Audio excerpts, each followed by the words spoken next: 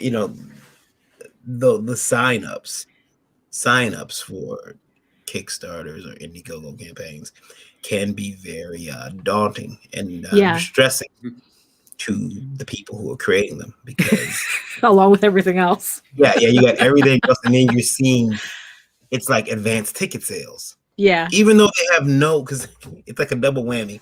So here's the thing: you're waiting for these signups, right? You're not getting them. You get like 8 in like 2 months, and then you realize that those 8 people might not actually buy your book because one of them is your mom. Oh. Surprisingly, I have no family.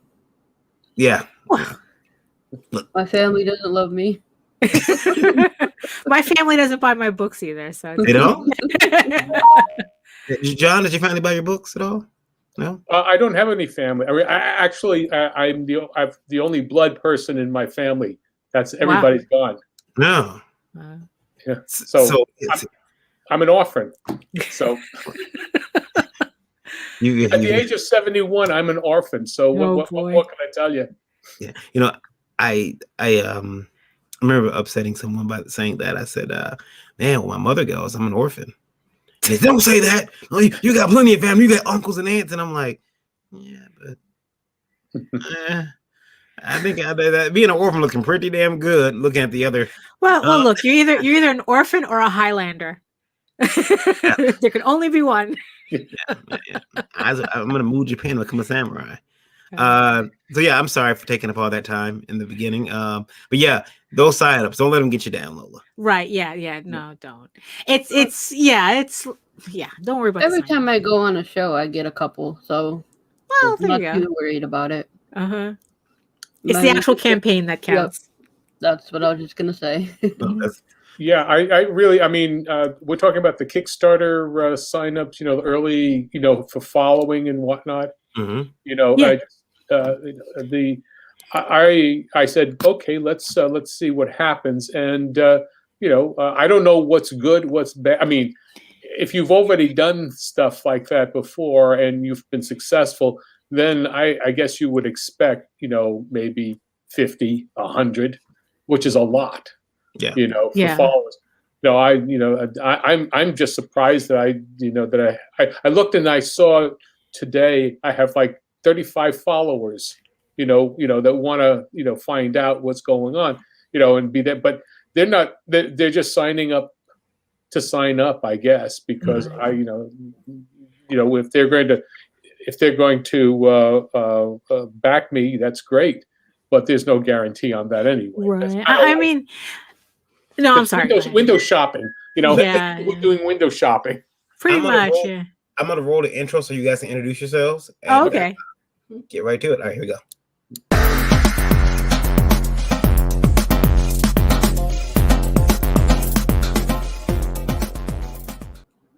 Hey guys, welcome to GeekGasm. I am the Indie Princess and the host of GeekGasm, along with my co-host Daphne Lage. Howdy. How are you today? Good. I got my work done today, so that's good. Awesome. You can go ahead and introduce yourself. Oh, well, hello, everyone. My name is Daphne Lage, and I am a cartoonist, illustrator, and comic book artist out of New York, and I have been self-publishing comics since 1992. I am known for the funny animal fantasy Tall Tales and my medieval drama Ego Raven, Heir of the First Unicorn.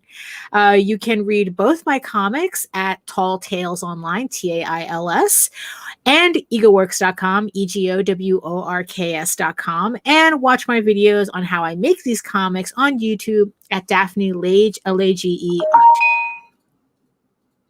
And we are also joined by a special guest, John Celestri. How are you tonight? I am a very fine indie princess and Daphne Lee. Hi. Thank you. and somebody's in the black circle there, whatever. Right. There you go. Senor Varian, yes. I'm John Celestri. I've been a classic 2D animator and comic book creator since 1975. I've animated Boba Fett in the Star Wars Holiday Special, Dragon's Lair, Space Ace, Rock and Rule, He-Man and She-Ra, and Batman commercials. I've done comic books. They've done, back in the day, well, let's see, what was it? Early 90s. Also did mysteries and gangster novels back in the 90s. That's when you had to actually print, a lot of books and then get in there. That's before it was called what was it? Vanity Press back then.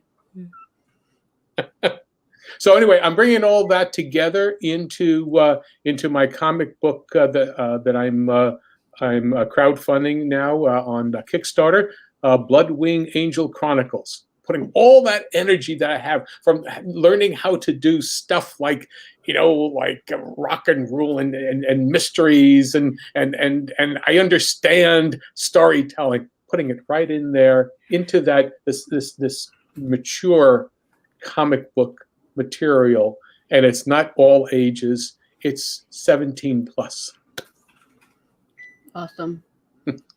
Mr. Grant. Yeah, I don't know if you guys hear me over here. My smartwatch and my phone are tag teaming, go back and forth messages. So I get a message on one and the other one goes off and it sounds like a doorbell. And, well, it's not like a rack. It's not like your fire alarm is going off. Oh yeah, exactly. Yeah. A lot of people don't change their batteries in their fire alarms. Yeah. We had somebody on the show a couple of years ago. He got kind of upset when we told him his fire alarm. It's not. It's like, whoa. You've gone ear blind to it, sir, but we hear it. Exactly. It's not in my house. I'd hear it. Uh-huh. I would know that, and my dogs would go crazy.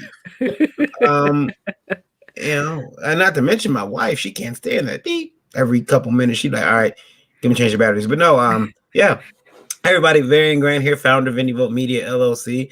I probably should show my face more often so people don't get me confused with other people. I know that happens a lot, apparently. Apparently, let me see here. Maybe I should. Sorry, I don't look. Sorry, I don't look the best right now. This is Varian Grant. This is me. No hat on today, but this is Varian. I'm the one that. Yeah. I'm sorry. There's a little anger there. You know how we do it. Little salty. Little salty. Just a little salty. There's very angry, and then there's Varian. Yes, there you go. Yeah. I just, apparently somebody running around here pretending to be me, apparently, making deals and stuff with people and reneging on them. I'm like, I've never met you in my life. What are you talking about? First of all, someone's running around pretending to be me. I take it this individual is devilishly handsome. Okay. I mean, good God. He must be just, to think the guy will put two people on this earth that look like this, what was he thinking? But yeah, so I don't know. I'm just, although you've run into too many of your own doppelgangers. Yeah, really. Mm-hmm. Considering that, if this made something to look this good twice, God must be a woman. Oh, good Lord! I guess you wanted the was it Cassius Clay? He's gonna be. Oh yeah. I taught Cassius all he knew about talking smack. You had to learn to talk smack when I was younger, because if you didn't, you get roasted. You walk outside. The minute you came out on the porch, the kids had new ones for you. I'm talking about new mama jokes. I remember one of my favorite ones was your mama can't wear a Malcolm X jacket. Back in the 90s, they had Malcolm X. They put the X everywhere. They put it on your hats, your jackets. Your mama can't wear a Malcolm X jacket. Why? Because the helicopter keeps trying to land on her back. And it was like, oh man, I got in the fights over that one. I was like, your mama's so old. I told her to act her age. The bitch dropped dead. That was that was awesome. Sometimes they get old. Yeah. Yeah. Yeah.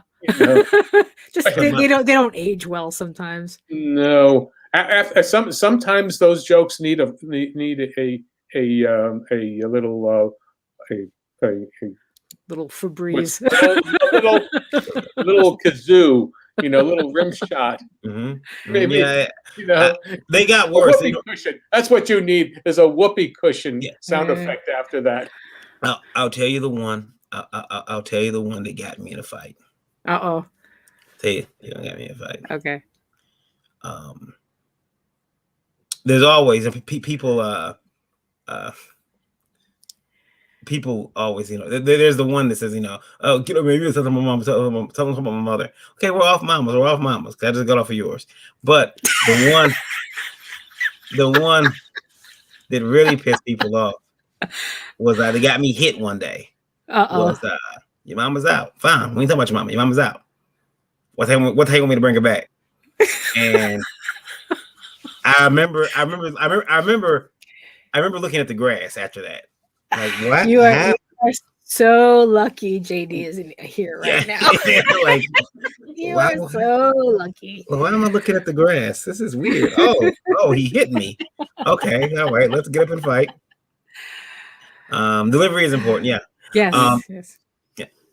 Lola and I talk your mama jokes all the time. It usually just goes to me saying, your mom or your daddy, and she's like, you're right. Which makes it no fun. Makes it no fun at all. Yeah. But John, you grew up in, New York. You guys had the dozens, right? You guys played.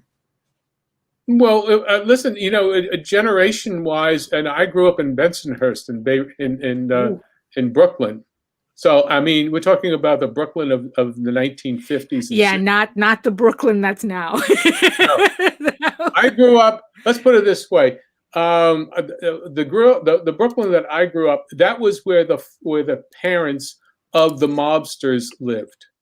It was one of the safest places that you're ever going to, that you would live.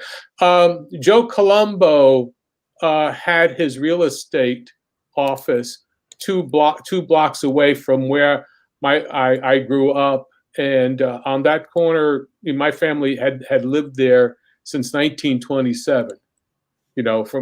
So it was, and everybody, it was one of those things where across the street from our apartment. No, that's 5 points.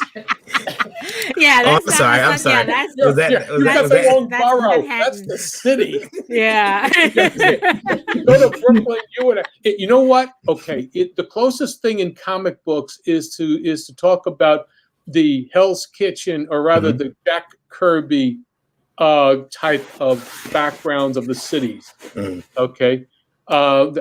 Where I was in Bay Ridge, that's where Coney Island, between the Verrazano and bridge and Coney Island. Jesus, I'm exhausted just thinking of the train ride. There you go. Well, my first job. Well, I would go in every day. For high school. I went to a Jesuit military high school. Xavier, and I was there. You do that every day, and you go. It's a 45-minute trip, but the thing about it is you would just go and do it. But anyway, growing up, Varian was asking what kind of neighborhood I grew up in, and everybody had fights. I mean, it didn't matter where you were. You still played stickball. You had a punch ball. You'd play, stoop ball. It was basically your 1950s Brooklyn Dodgers. I mean, it was that time. In fact, you could see clouds back then, and you didn't have to really run between. You played in the street because most people didn't have cars. Oh. Yeah. We had the first TV set in the neighborhood, so, but it was a very different time, but yeah, in terms of mobsters and whatnot, as long as you you didn't you left them alone. You didn't interact with them. They had their turf, and as long as you didn't play around on there, try to do anything with them, they were fine. I mean, are Not they anymore. Go ahead. What Barry? Not anymore. Not anymore. You could be from the neighborhood. You could have grew up over there. Who are you? Oh yeah, I'm your next door neighbor. No, you don't. No, you're not. Well, no, those neighborhoods were because it's like give me those shoes. My parents, we started off in a very, very like Italian neighborhood in it was mob run, and like you needed to be referred in to move into this neighborhood, and you didn't just show up. But they knew everybody. That was the difference. Now you barely know your neighbors, but they knew everybody. Everybody knew your father, your mother, your grandmother, and your cousins, because it was all divvied up in terms of parishes. St. Mary's was in one side, one part. The quadrant. I don't know. It was usually like a 5 or 6 square block thing. St. Finbar, where I went to school, where that was my parish, Catholic parish. Everybody knew everybody else, and you always had parades. You had that kind of thing that was, it's almost like seeing the Feast of San Gennaro many times. It is that kind of deal. It's the neighborhood where remember Welcome Back, Kotter? Yeah. Okay, that's Bensonhurst, and that train, I took that train, every time. That's New Utrecht High School. When you see that, you see the schoolyard. That's New Utrecht High School. That's on 79th Street and 17th Avenue, just 6 blocks up from where I grew. Where I actually grew up. So you see all that stuff, and 86th Street and all that is John Travolta, stepping out on Saturday Night Fever. That's all. The L train would be there. It's still there. I don't know how people lived in the apartments that were facing the L. The L was maybe Varian. Where your wall is.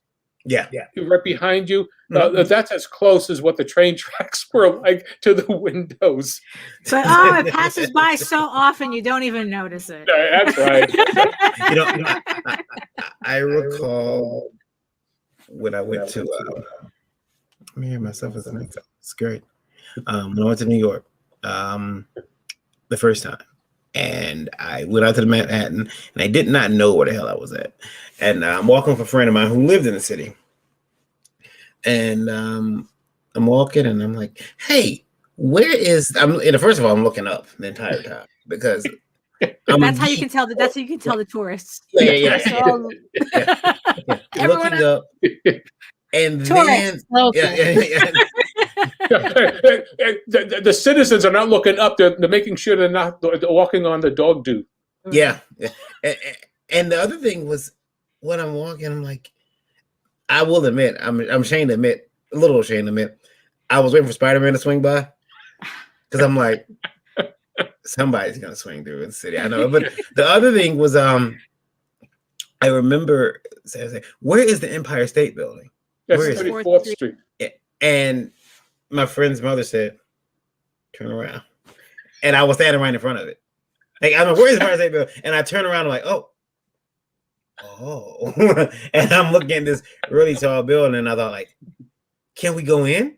And yeah, you can walk in, but it costs money to go up to upstairs. Yeah, the observatory is money. Yeah. But there was Hanley's. There was probably Hanley's across the street. Oh yeah, I went to Hanley's. I went to Hanley's, which let me tell you guys, it became.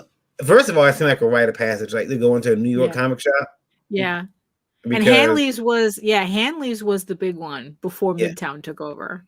Yeah. And I remember going to Hanley's and walking around in there, and it was small, but it was still big enough to get around in. It was like, I like this. I bought some comics, and I came back out, and then I went over to Midtown after that, and it was packed in there. It was ridiculously packed. But I went in and I went upstairs, and felt like I was on TRL, and and I remember leaving there and thinking, okay, I've done comic shops in New York, but the only place I could tell you if I ever got lost in New York was where Hanley's is at.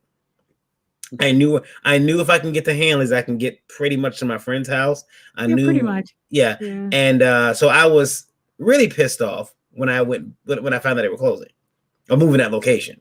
Yeah. And I was really upset. I mean, honestly, the location that the new location that they moved to was so small, they might as well have just closed. Yeah, it was just a shadow of itself.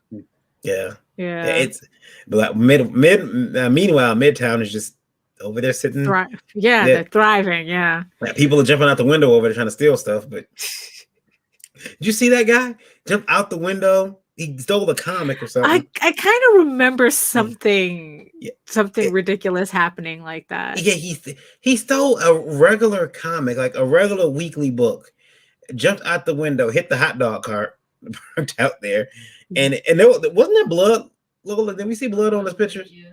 Like he hurt himself apparently, but it's like over current year Marvel. Like, he was probably just bugging or something. Yeah, like I'm gonna hit the window with this. It's like, why? I can see. Listen. Hulk 181. Maybe I might jump out a window. Maybe. Current year Marvel. Oh man, I really wanted this Marvel book. Is that window open? Who does that? Not I. I'm weird. Daphne, you grew up in New York. Is there any other place you think you could live? That what? Any other place you think you could live besides New York? Wow, that's a tough one because I mean we've been to New York is just so unique. It's like, JD talks about how he could live in Paris for 6 months. And I'm like going, they don't even open on the weekends. All the stores close at 6. What are you talking? I mean, it's like you even just like go upstate and it's like, what do you mean everything closes at 6? It's like, it's New York is such a unique place. I mean, I don't know, like hypothetically, maybe I could live someplace else, but in reality, it's like when you don't have access to stuff 24 hours. I got a friend that moved to Tampa, and he called me his 3rd week down there. And he said, I made a huge mistake. Right.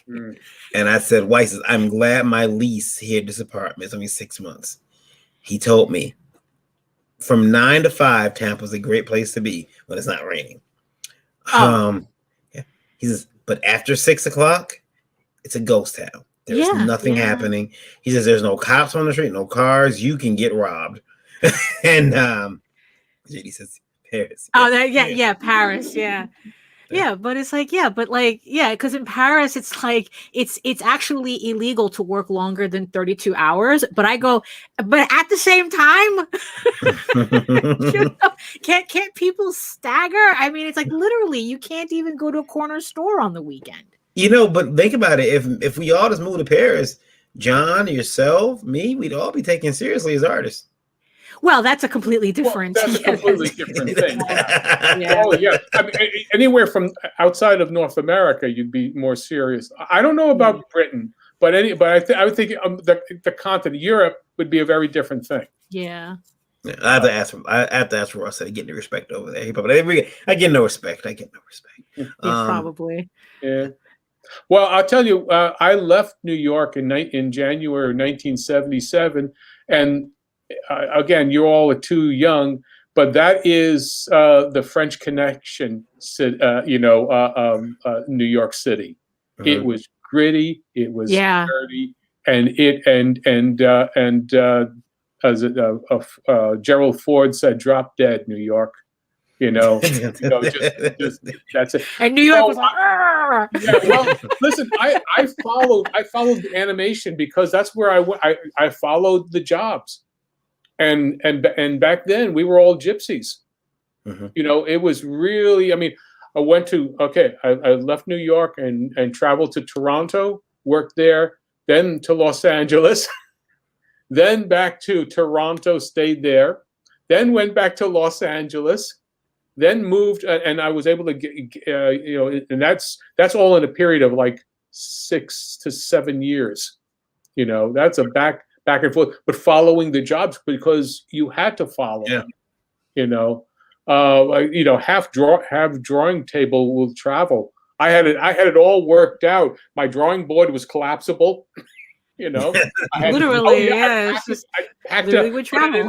and just put it. Those were the days when you actually could ship things. You know, just put them into the airplane, and it wasn't like it was a bomb threat or anything of that sort. Oh yeah, yeah. You know, I mean, that's a total, extremely different time period. So I did a lot of traveling. Lived in Rhode Island, in Providence. Lived in Cincinnati, down to Danville, Kentucky, and now here in Lexington. Lexington is like San Francisco of Kentucky. I mean, it's you know, it's everything. You know, it opens at 7 in the morning and closes at 11 at night. I was in Lexington, 2018. You guys have a restaurant there called what is it? Cookout.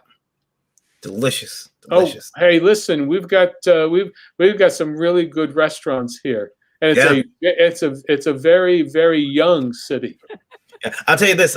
You know, we talk about movies and cities. I had a friend tell me, "Hey, Varian, is Detroit like RoboCop?" And I said, "RoboCop was filmed in Dallas." Don't get it twisted. RoboCop was filmed in Dallas. And oh my, yeah. If you want to see those buildings, go to Dallas. You want an accurate description, the portrayal of Detroit? 8 Mile. That's pretty much it. Yeah, people say, "I seen 8 Mile. You're seeing like you need the bath." Yeah. yeah. I mean, don't get me wrong. There's a lot of gentrification going on right now, but like they took my office building and turned it into a mini arcade bar. Oh. And I'm like, really? I'm like, people are coming out and not getting mugged. And I get mad because I'm like, where are the thugs at? It's either that or artisanal mayonnaise. Yeah. Like we're a bar / arcade. It's like, yeah, see, I remember getting jumped for my shoes out there. And now you got gamers out here drinking draft beer. This guy has a man bun. How is he not getting assaulted? Why is he not getting? I'm gonna hit him just to bring some of that old flavor back. Taste that. Over here, I guess our equivalent would be like a luxury high rise across the street from the projects. Yeah. See, yeah, because yeah. Well, you all I got to say is, at my age, Lexington is fine, is good. You know, I don't have to worry about, you know, it's a very small city, but it's the second largest one in Lexington, or rather in Kentucky, but it's got the University of Kentucky. It's got major all kinds of major industries in here, and it's people are you know they're it's everybody's mixed up in terms of, you know, you've got all kinds of cultures and whatnot here, but at the same time, it's got, you know, the people are intelligent. We're not talking about the Beverly Hillbillies here. You know, it's everybody's pretty much they're polite. Many times I'm called Mr. John. Yeah, he's not living where the hills have eyes and stuff. You know? No, that's down in Hazard. Now, if you want to have a halfway decent depiction of Kentucky on TV, go to watch all the episodes of Justified. Oh boy. Yeah, you have Lexington and, you know, Louisville, and then Louisville. And then every place else. Everyone else pronounces that Louisville. Yeah. Louisville. Yeah, Louisville. Like, I know. I've looked and I'm like, there are some cities like traveling that I look at, especially from con to con, and I'm like, how do you pronounce that? Because I don't want to offend the people when I get there. And I'm like, hey, so like, is your city called? Is it really called Tuckahoe? Like, Ronkonkoma. Yeah. Ronkonkoma. I found out my street is called Burgundy. There are things that you have to get used to sometimes, Mhm. and one of them is that in Kentucky, for some reason, they pronounce things differently. Yeah. You know, it's kind of like Athens is pronounced Athens. Versailles, we have a city, a town of Versailles. They call it Versailles. Oh boy. Oh boy, yes. You could buy all your crescents in Versailles. and I had the strongest thing. But when we went to the furniture shop, Southern audience. The furniture shop in Danville. It had been there for 25 years and whatnot. We needed to get, we were just moving in, and we wanted to get a sofa and whatnot. But he was showing us, a bedroom, bedding and things of that sort. And he pronounced it. He said, "Now, I can show you this bedroom suit." Oh no! And I said, "Bedroom suit." Oh no! And I'm thinking, pajamas? Was there some special? No, they don't call it bedroom suite. It's a bedroom suit.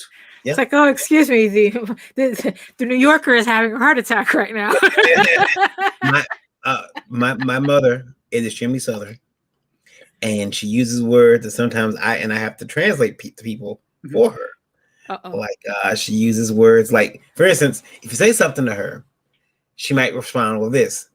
Like you say, man, I think that John's gonna make $7,000 for this campaign. You rang? And it's like, yes. It means, do you think you think you will? It's explain to me. It's really? You rang. You rang. And it's like, yeah, you rang. And it's like, and it's I'm like, and it has them funny because it's you rain, and then there's another word. This is reen. And it's like, what is reen? Is the same thing, but it's used as it's like present tense. So like the reason why, or Noreen, he did it, which is no wonder he did it. Huh. I'm pretty sure Lola's heard it before. Yeah. It's like, of course, we all know about Finna. We all know about Finna. I'm finna go to the store. Finna. Right. Yeah. She's extremely Southern, and she uses words. So that's the etymology of it. It's a Southern thing. I thought it was just something that popped up on Twitter one day. No. Something else that I was embarrassed about, but I got it in my comic as a funny line.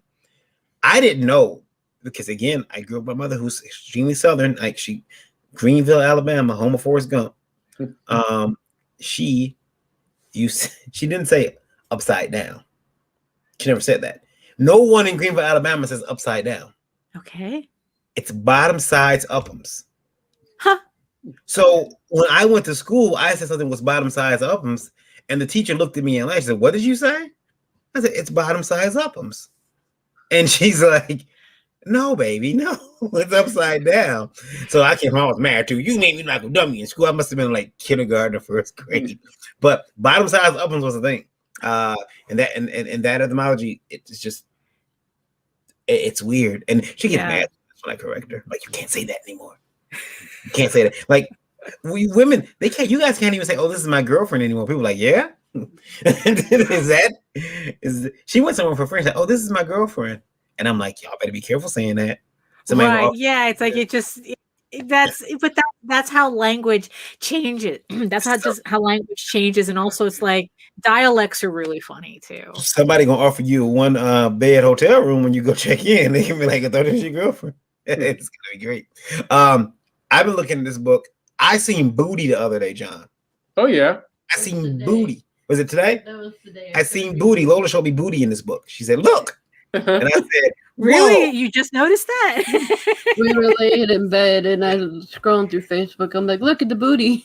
Yeah, and I'm like, oh, there is booty here. Walk us to Bloodwing Angel, John.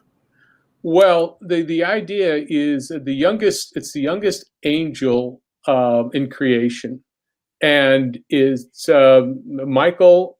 I mean, is singing in the choir, and suddenly there's a. Are you familiar with the Old Testament book of Job? Yes. Okay. Well, I'm taking a cue off of that. Mhm. Michael is used as a pawn in a classic cosmic chess match between, I call it, creators, the creator, and Shadow, the dark side, and they have a game, and Michael is the pawn. And so, Michael doesn't have any idea why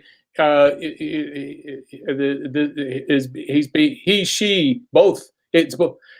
The explanation is that when this angel is unceremoniously tossed out of heaven, or wherever you want to call it, and is just ripped through the universe and lands on this planet, which is basically Earth. But in the process of that happening, the basic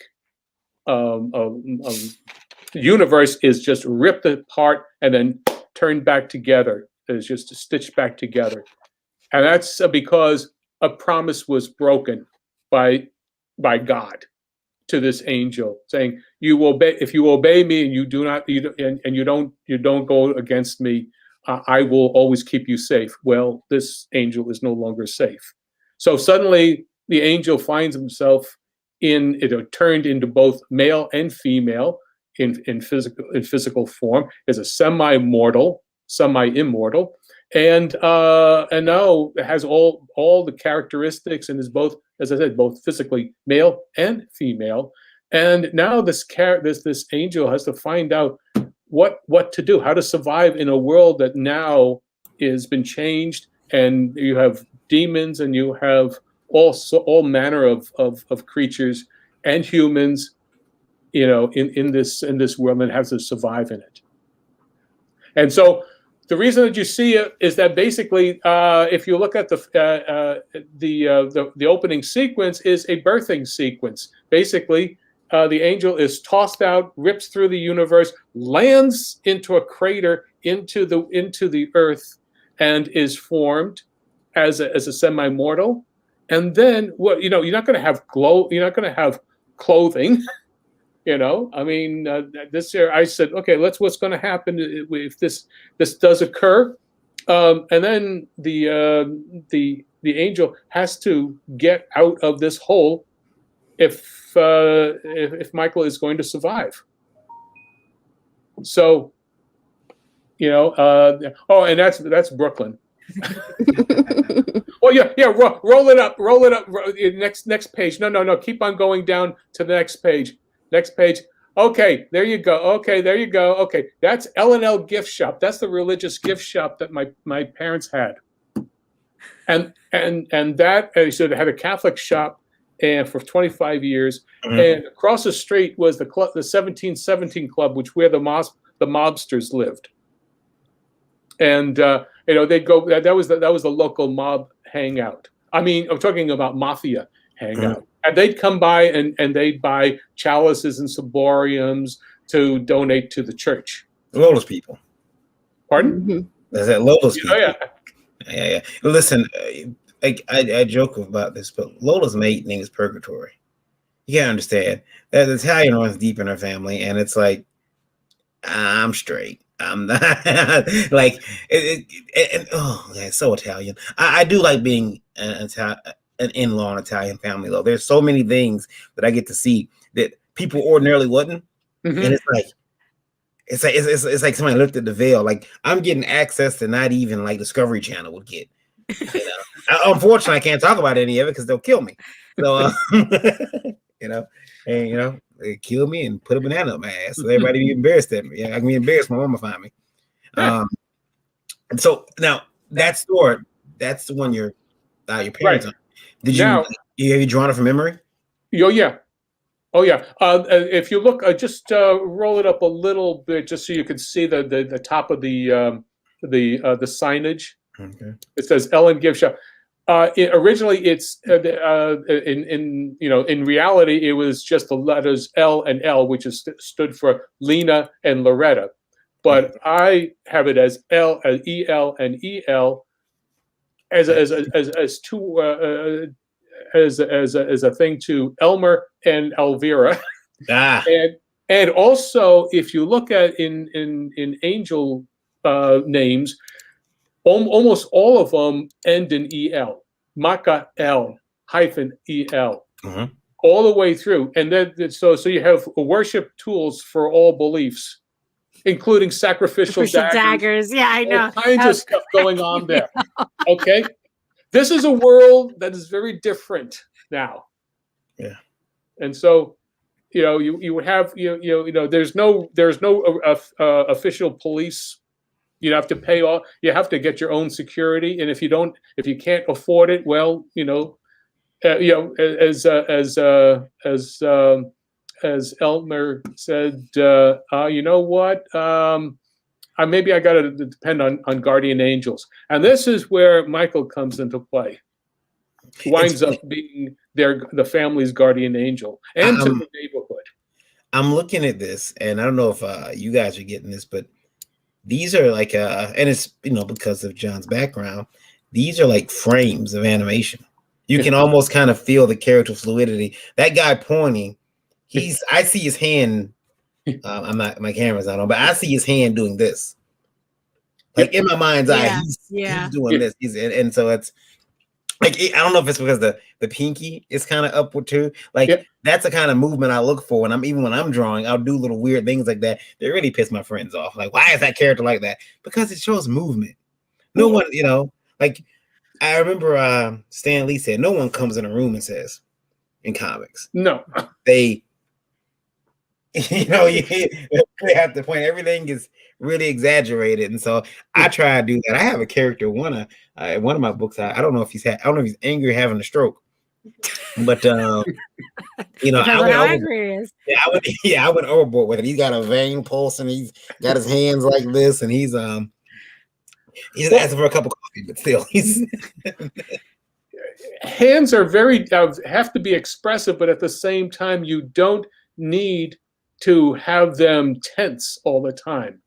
Even when you're relaxed in it, some people, that's how they work their hands. I mean, some people have expressive hands, some don't. Some people just put them to their sides, and that's that. But being Italian, I use it every time. Every gesture is there. So it's just look at that. It's just me. I've my son has learned to step back from his mother when she's angry, because she makes those hand gestures, and I'm like, you're gonna get hit, like by accident. She wasn't even trying to hit you. It's just you're gonna get hit, because she starts flooding her arms everywhere, and next thing you know, pop. Now you got a blood spot in your eye or something, because you didn't see that coming. So now, Bloodwing Angel, you originally had this on Indiegogo at one point, right? Pardon? Did you have this on Indiegogo at one point? I have that was the Snuffy and Zoe and Mega Moose. Okay. Show. I still have that as an in demand. Right. So, but I wanted to launch Bloodwing here. And so I figured, let me try this here and see what happens. Now, just doing, this. This is a lot of this stuff is just from memory. Like that was my grandmother would lean out the window from that store, because we owned my grandparents owned the buildings, that we lived in, and so. she lived above the store. And my grandfather was a barber, and she had a handbag shop, and they divvied up the store. There was a partition. It was small, little 2 stores there. And so anyway, this is I see my grandmother leaning out the window like that all the time, tossing me money and saying, "Go get me some milk and bread, please." I love these pencils, by the way. I was looking at them earlier. You posted them on Facebook. Yeah. And it's one of those things where it's when I look at the pencil, I'm like, man, and that's a regular pencil. That's not digital. So no. This is pencil. I draw my layouts in full size. Okay, full size in terms of this actual print size, and then I blow them up so that I can draw them bigger for reduction. Do you know those guys? These 3 guys here. They look they're guys, pimples. Yeah, there are a whole bunch of guys there. That's my impression of what the guys in this Club 1770. As you see, if you go back up one more, that you could see it right there. That's where they were. They were directly across the street from the store, and my grandma would look outside and see those guys, drive up, in a limo or cars, and they had it was a nightclub. It was not just a hangout. It was a bar. It had a 3-piece combo, a stage and whatnot. It was a regular club. Did you ever get to go in? As a young kid, I would sneak in there and I'd look at what was going on, and it felt like I didn't belong there. I mean, because they're all dressed up. These guys dressed up to go there. I mean, everybody dressed back then. And that's what they come out with their, with the gals, their dates would be in their furs and what have you. And it's this is not the mobsters of the late 1970s or 80s or whatnot. They didn't wear rings around their. This was the mobsters of the. Let's call it the Rat Pack time. Yeah. It's like they have like the Frank Sinatra. Yeah. Oh God. Yes. Yeah. I mean, but my dad knew Vic Damone, and he's from that neighborhood. And Jerry Vale and all of that sort of stuff. So I mean, that's all that neighborhood. It's like the type of mobster that the girl would say, "Oh, Mom, you got Tony all wrong. He's taking me to the supper club tonight. He's a good guy." Something like that. Something like that. Yeah. It's not the Sopranos. So you see, this is what when I'm laying down I'm laying down the groundwork for what this series is all about. It's not superhero stuff, but yet it has a supernatural character. Now the thing is, though, is like, so you're saying that. So you were saying that this is the mature audiences book, right? And considering that, your last Kickstarter was for Snuffy and Zoe and for Megamoose. So in this case, because of just the times that we live in, what does mature mean in context to this story? What it means is that I'm thinking about the type of. First of all, I'm not worried about showing frontal nudity, because you'll see his ding dong, and then her boobies. So therefore, it's there. I don't worry about it. There you go.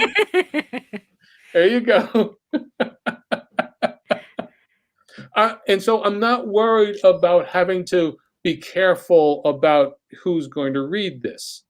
But at the same time, I'm not looking for wanton violence. There will be violence, as you would have in the old Dick Tracy books, the newspaper, which, Dick Tracy would shoot somebody in the head, they'd be stabbed, you see blood and whatnot, and what have you. But that was part of the normal story. You didn't shy away from it. So I'm not shying away from anything.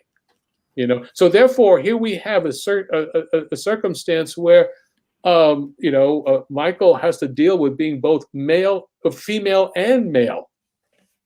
What does that conjure up? At what point does the male part take over, and what does the female part take over? What in terms of how the reaction to things? I mean, like the idea of falling in love. I mean, as a semi-human, you wind up saying, okay, who am I going to? And then falls in and out of love with both male and female. So I'm not trying to make a point. I'm just saying this is what happens to a person. And we talk about mature. That's what I talk about, maturity. I'm not talking about legal age limit. Right. Well, it is. I mean, it's pretty topical. We got a lot of people there, going through that. Yes. Yes. And so that, maybe, something. I'm glad that at the same time you haven't had to reach out to sensitivity readers and say, hey, does this accurate? Because at that point, doesn't it stop like the exploration of character when you have to reach out to professionals to say, hey, with this, I had a gentleman. I mean, he was right. I mean, I have a character in my book that he is a priest, and he was not always a priest. And he was before he got excommunicated, he was pretty cool. That's pretty serious, yes. So a friend of mine came and says, you have him with a child. Priests can't have children, they can't be married. And I'm like, well, theoretically, Catholic priests can't. Yeah. And I'm supposed to. Yeah. And I'm like, he's a bad man. He's a bad man. He's done horrible things in his life. He's trying to atone for that now. And they're like, but you can't. Like, he would have been excommunicated. I'm like, and hence he has been. But. So they get a little testy, but I'm glad that you didn't go to anybody to reach out and say, "Hey, is this right? How do you feel about, because really it touches on themes of bisexuality." Well, yeah, but here's the thing about it is I wrote this as a novella in 2013, published it on Amazon as a novella. Then I thought, well, let me try it as see if I could come up with the maybe develop it into a potential live action TV show. So I started playing around with that. So I did molding characters around. Then I knew that was never going to go anywhere. I decided to do it as a web comic, and so I put it up as a web comic. I did 40 pages of it. And I tried to, talk to some people, and there was a web group, that got very upset that I just didn't understand. I didn't understand what the issues were for trans, and I said, this is not about a trans person. This is about a human being, and they didn't understand whatsoever. They thought I was making fun of it. So, at a certain point. Who is the editor? An editor is only a person that is supposed to have more experience than you do and know how to do better. Well, you know what? I've got 45 years of experience editing stuff. I've done books that have been reviewed by the Chicago Tribune very well. Our mobster books. Throughout, and so. We've self-published, and when I say we, Kathy and I self-published these books, back like 20 years ago, 25 years ago, and we edited them ourselves because we paid for editing and got crap. They didn't. When an editor says, "What does scamper mean?" Forget it. Oh, really? Yeah. Okay. So you reach a certain point where better. As a creator from experience than what anybody else you're going to pay, because they're just not even going to proofread correctly. Yeah. Well, since this is based on a novella that you actually wrote and published, how different is doing the comic compared to doing the novella, where you could probably put in like more detail, and like how did you transition that novella to sequentials? Well, what I did was, when I write, I think visually. So at one point I started writing. I originally was writing Michael from the third person, just saying, okay. And then I said, no, let me go back, and I just changed it to from the first person, so that everything that the reader was experiencing everything as Michael was experiencing it, which is, you can do that in visual. You could do that as a novel, but it's not interesting if you're doing visuals, because you need more interaction. You have to bring in other characters. You can't just say they'll just show up, because it's just it didn't feel right. So what I did was, as a novella, that was one thing. I started changing it when I started adapting it for TV, which means you have to bring in other people's stories. So, the novella was only one story, which was just the A story of Michael. Couldn't go break out of that. In the TV series adaptation, I started bringing in other characters, which are the mobsters, which are the various other family members who have their own issues. And so, taking that, I then started blending the the novella and the TV script, and I started blending that together, and then rewriting that so that I could do it in sequential art, but on making sure that every page had a beginning, middle, and end to it, so that you would always want to keep turning the page. That's how I've approached it. And I don't know if that answers your question, Daphne. Well, I mean, I know the transition is usually, I mean, it's two different mediums. Like, I just wonder if you felt like there was something in the novella, like information that was easier to portray in the novella than it is to put in the comic form without it looking like you're info dumping. Well, yeah. Actually, info dumping is only if it's not entertaining. I don't. You will see as you go through it, there is not a lot of information unless it's going back and forth, and it's only maybe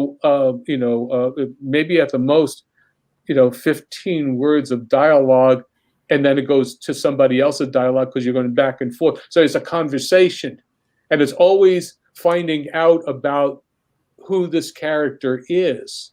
You find out the information is you get that, and also understand who the person is. And one of the things sometimes with with Michael being left, being tossed out, visual humor plays into this. I don't worry about whether it's serious or funny. It's what gets the point across. There is whimsy to it. There is a lot of physical comedy, but there's also seriousness to it. And I think that's probably something that I decided, because this is a passion project, I thought, okay, let me do something that that I'm interested in reading. And since I can't find anything that I'm interested in out there, let me do this. Now, maybe other people will, and maybe they won't. But I do think it's if readers will discover it and not worry about it, this doesn't fit into what I think it should be. Just experience it. Anyway, that's So with the info dumps, I remember studying, writing just to try to, be a better writer. And I remember getting so hyper vigilant about info dumps that I started pointing it out in TV shows. Mm. And I would like sigh. And it got to where I didn't care where I was at. I could be in the theater. I'm like, oh, Yeah. Well, I think that his description of it's only an info dump if it's not entertaining. Yeah. Because two characters conversing and giving you as the viewer information based on that conversation. I mean, a Quentin Tarantino movie is, it's you never consider that an info dump. Because he makes it entertaining. Yeah, Even though that's they're literally explaining the scene to you. Yeah. Let me just say that the closest thing I have to an info dump is something that you can just pass by. It's the legend. I think I have that there on the first page. I think I don't know if I have it on that. Let me just roll it down, keep rolling down, rolling. I don't think. I may have done that, or I have not. No, I didn't put the. I have what I call the legend, and it's the first page. Lola, you're in the when you the PDF. The first page is the inside front cover is the letter to the reader, and then the first page is the legend and explains everything of what's going on in terms of what the world is like. But you don't have to read it. If you don't want it, it's not part of the story. You can go back to it, read it whenever you want. It just says it can be referred to, but it's there, and it doesn't. And if you're interested in finding out what's going on, who did this, what, but it doesn't. You don't need to know that, if you want to just read the story. So that's the closest thing to the info. I thought it was necessary to at least have that so that people go, "What is all this? I don't understand any of this. Why?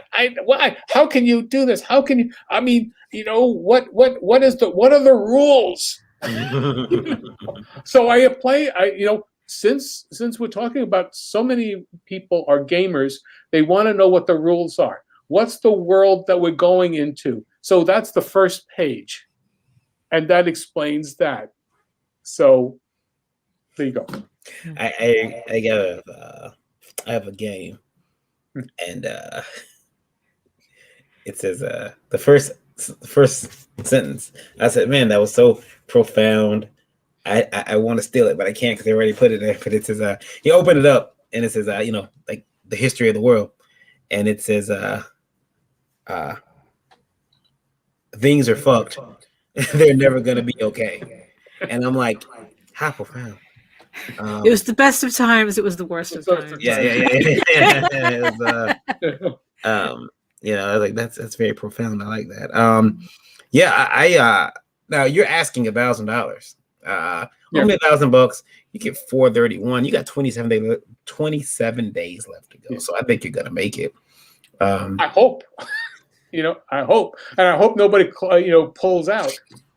Yeah. That's the thing. That could have went anywhere on this show. That could have went anywhere. I think everybody got really scared for a second. Like, Marion, don't. No, I never do. Well, one more question. So it's like, this story is based very loosely on the Book of Job.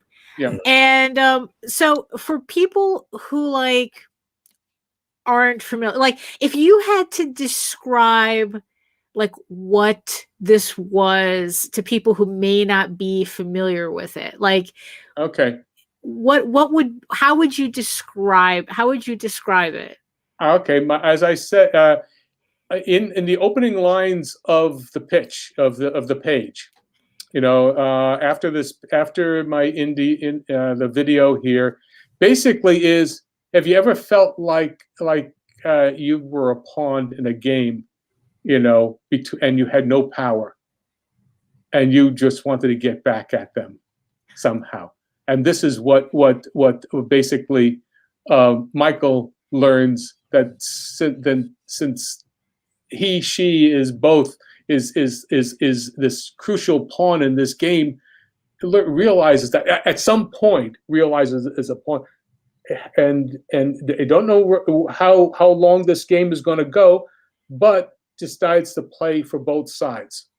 So sometimes it's playing for Shadow, and sometimes playing for Creatus. So therefore, says as long as they keep it going, there's a sense of power that Michael has, because the game hasn't been finished, and it only be finished if one side wins or the other. So, but in terms of this here, I think I would describe somebody saying, okay, you feel like you've played by the rules and you've been screwed. Don't you want to get back at those people? That's basically what this book, what the series is all about. It's just Michael wanting to get back at the powers that be. Right. So that's that. But once again, I try to make it fun. I'm not trying to, I'm not putting any kind of agenda. It's just I'm trying to, have a character. Yeah. Pardon? Tell a story. Yeah, tell a story, Yeah. and not be handcuffed as to what I'm doing. It could be anything. First of all, they're within a wall. Okay, all society is now, they're in different parts of the world. They're no longer in communication with each other. We lost Daphne. Oh no, yeah, she just stepped away from the computer for a second. Okay. No, I'm still here. Oh, okay. Yeah. So what happens is that each society within this wall, there's like Bensonhurst, and Bay Ridge and what have Diker, what have you. Well, there are monsters and demons and jungles that separate, Brooklyn from Manhattan. From and we're talking about pretty much how it is now. But they can't communicate with each other, so they create their own societies, and have to do that. So that's part where God help me if I live long enough, I can go past Brooklyn and get to the Bronx, or maybe get to Boston, or Kentucky, what have you. But you've got basically monsters coming in and out of dimensions and whatnot, and demons and all kinds of things that some people can see and some people can't see within that wall. So there's a lot of things going on that allows me to play, with as much imagination as I want. You guys should go over there and you only got 27 days. 27 days left. So it sounds like a lot until it isn't. Yeah. Because trust me, when you're doing the campaign, it's a lot worse. Those days just fall off the calendar. You're like, oh no, I've got a week left, and I'm $1 short. The longest and fastest 30 days. Yeah. Well, this is my third. Well, this is the fifth campaign, but basically, this is the third separate time that I've done it. Because I did the rough sketch, my portfolio thing, and then there was the Snuffy and Zoe, and I did those two on both in both Kickstarter and Indiegogo. Mm-hmm. So this is my fifth campaign, all told. I made them as cheap, as inexpensive as I can, reasonable, and make it worthwhile for people to support at as low a level as they want. Yeah, because what is it? It's like 50 something pages or something. Yeah, it's 52 pages. Mm-hmm. It's 52 pages, For the PDF is $5. The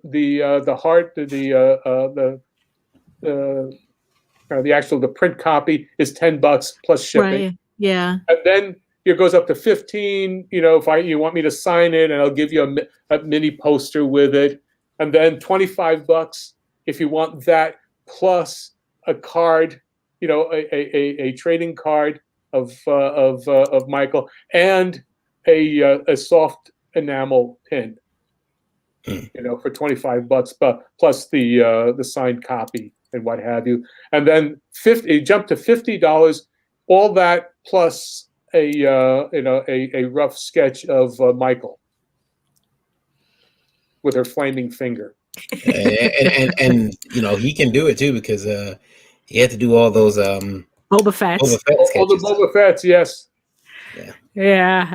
I'm sure by now you're limiting the amount of sketches to do, right? Well, so you don't end up with another 200 sketches. If I limit it, you'd be surprised at how many people don't want to have something that they don't know. I mean, Boba Fett, because it's the only way you're going to get this. Right. Yeah. That was a big deal. I did about 160 of them. Oh, dude. Between the two campaigns, between Kickstarter and Indiegogo, I did about 160 of them. But I mean, that was great. I did it. But in the old days, my hand, I'd be doing. You'd have to do, 20 good drawings a day. Right. Yeah. So that was like basically I do like 2 or 3 of them in an hour or so. I just rest up a little bit, and then the next day I would do that, and it's all in the pacing. That's true. Yeah. Well, before we go, I have a question. You mentioned something about resting. As an artist, how do you rest? I watch TV. Well, really, I let how I rest. Actually, if I go for a walk, like in the after lunch, and it's a 40-minute walk, and I'm listening to jazz. And I'm just I got there's a really good NPR station that's out of Howard University, and there's a nice jazz that has both classical and then also traditional jazz. So I listen to the jazz as I walk along. But basically, I count my comic books that I bought back in the day.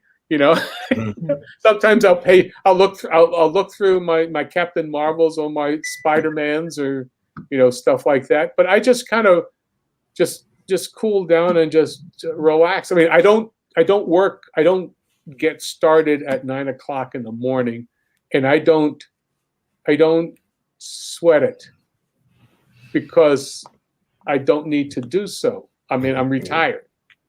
I'm forcibly retired because nobody wanted me anymore. No. Well, that's the reality of it. No one wants to look once somebody knows more than you, looking over your shoulder, and you're supposed to be the boss. Yeah. So okay, so so that's why I do this, and I just I don't have to worry about things. I mean, I live in a place where you don't need a lot of money to live. I live in a house that we bought. I'm still paying for it. It's amazing. It's amazing what you can get at a certain point from Wells Fargo. When you're 67, we signed the 30-year mortgage. I'm 65 years old, and we qualified for a 30-year mortgage. Now, They're very optimistic. Well, hey, listen, animators live until they're 100. They haven't, and really successful cartoonists, like Hirschfeld and whatnot. He was 100 years old and dropped dead and was, on his board. But as long as you enjoy doing it, it's not a matter of how do I relax. I just need to just cool down and just not do stuff. That's all. That's my stuff. So it takes me 2 hours or 3 hours from the time I wake up to the time I get ready to go and draw. You know, I'm not rushing. I'm not trying to get the B train. You know, I'm not trying to. I don't have to punch a clock anywhere. That's what I'm doing. Mhm. So that's the answer to that. Well, I want to thank you for joining us. We hope that you cross that $1,000 by the time you wake up tomorrow morning. Yeah. I think you should, Oh, that would be lovely, but I'm not worried about that. Where can they find you at, John? Well, you can find me as John Celestri. You can Google me anywhere, and just type my name in, as you can see. But for the radio, I don't know if are you doing a radio? You will be on the radio for this one tomorrow. Oh, okay. Yeah. Well, JohnCelestri, Celestri is how it's spelled, and you can Google me that way. Look me up that way on YouTube, on Twitter, on Facebook, and check out on Kickstarter. It's Bloodwing Angel Chronicles. Very good. Very good. Daphne, where can they find you at? Oh, okay. Well, is that echo mine or yours? No idea. It comes and goes. Oh, okay. All right. So you can find me at my main website at egoworks.com, EGOWORKS, where you can read the first 5 issues of Ego Raven, Heir of the First Unicorn for free. The next, and also don't forget to sign up for the newsletter, because the next Kickstarter for issue 2 is going to be on May 3rd, 2021. So don't miss out. If you prefer your fantasy to be more running, jumping, skipping, climbing Mount Doom type, you can head over to talltalesonline.com. That's TAILS, and online, where you can read the first 20 issues of Tall Tales for free. And again, sign up for that newsletter, because the end of probably next month, we're going to be doing the Kickstarter for Thieves Quest Volume 1, starting the series from the beginning for everybody to know what I'm talking about every time I mention it. So head on over to those 2 websites. Lola. So you're gonna go last? Okay. You guys can find me go to Linktree, look up indie_princess, and you can find all my links there, along with a link to the sign up page for Lore, my upcoming book that's launching March 31st. March is going to be busy. Yeah. It is. Yeah. And I'm not going to even introduce myself because I'm not on the show. I'm just hanging out here. Okay. So thank you, everybody, for watching GeekGasm. We'll be back next week. You got a pretty packed show next week, Lola.